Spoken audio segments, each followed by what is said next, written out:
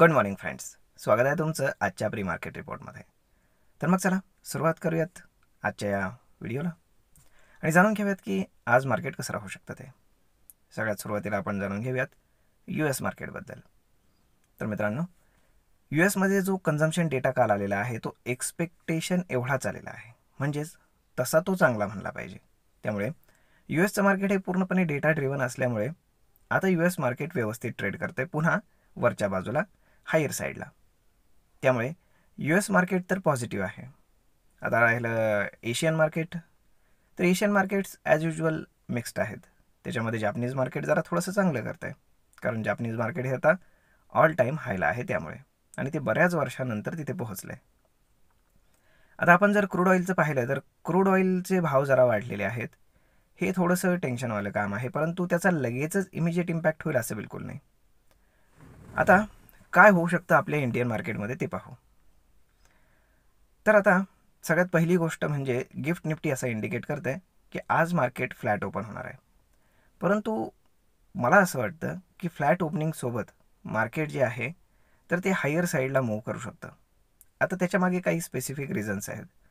तर एक सगळ्यात पहिलं कारण म्हणजे की आपण जर इथनं मागचं बऱ्याच महिन्यांचं जर ॲझम्पशन पाहिलं तर सगळ्यात पहिल्या आठवड्यामध्ये महिन्याच्या मार्केट हायर साईडला मूव्ह करण्याचा प्रयत्न करतं.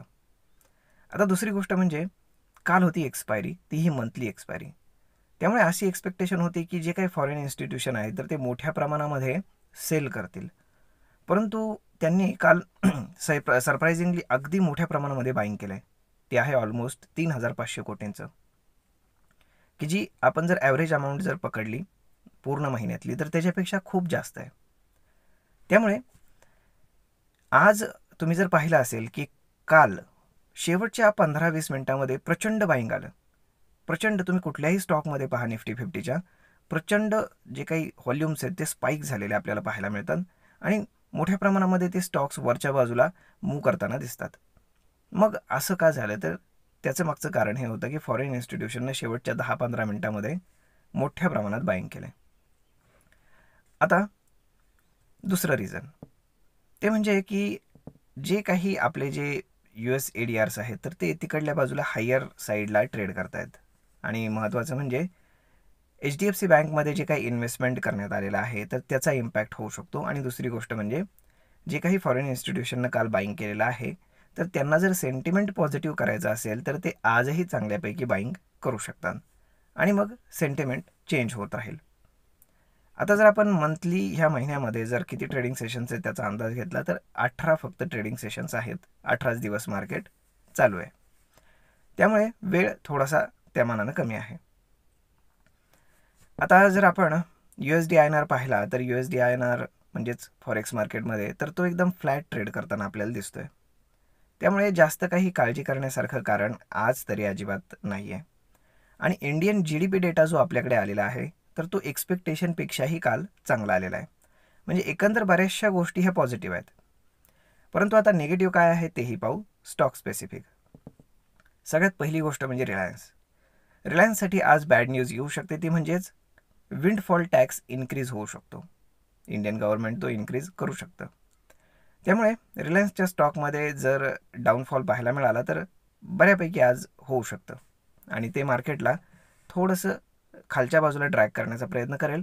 परंतु त्यासोबतच IT, HDFC बँक आणि इन्फोसिस म्हणजे TCS, तर मग या सगळ्यांनी जर मार्केटला बूस्ट करायचा प्रयत्न केला, की जे करू शकतात असं वाटतंय कालच्या एकंदर सगळ्या गोष्टीवरनं, तर मग याच्यामध्ये मार्केटला सपोर्ट बऱ्यापैकी भेटू शकतो. म्हणजेच मार्केट हायर साईडला फार जाणार नाही, परंतु कन्सॉलिडेट करू शकतं वरच्याच बाजूला. आता जर आपण ओपन इंटरेस्ट पाहिला तर आता मंथली ओपन इंटरेस्ट आता जनरेट होईल त्यानंतर कळेल. परंतु जर आपण ह्या महिन्याची रेंज जर पाहिली, जर एखाद्याला शॉर्ट स्ट्रॅडल बनवायचा असेल मंथली हिशोबाने तर डाऊन साईडला 21,500 आणि अप साईडला 22,500 याच्या दरम्यान मार्केट राहू शकतं. आणि जे इमिजिएट रेजिस्टन्स आहे तर तो 22,200 आणि 22,300चा आहे. त्यामुळे तो तोडणं सहजासहजी वाटत नाही पॉसिबल होईल. आणि डाऊन साईडला भरपूर मोमेंट होऊ शकते, परंतु मार्केट खाली येण्याच्या मूडमध्ये दिसत नाही. म्हणजे जर कोणी शॉर्ट स्ट्रॅडल बनवला 21,500 आणि 22,500 जा, तर त्याला बऱ्यापैकी प्रीमियम रिसीव्ह होऊ शकतो. तर मग मित्रांनो, अशा पद्धतीने राहू शकतं आजचं मार्केट, हे आपण जाणून घेतलं आहे. आय होप तुम्हाला ही इन्फॉर्मेशन ट्रेडिंग करण्यासाठी, इन्व्हेस्टमेंट करण्यासाठी नक्कीच उपयोगी पडत असेल. तर मग भेटूयात आपण पुढच्या एका नवीन व्हिडिओमध्ये. तोपर्यंत धन्यवाद.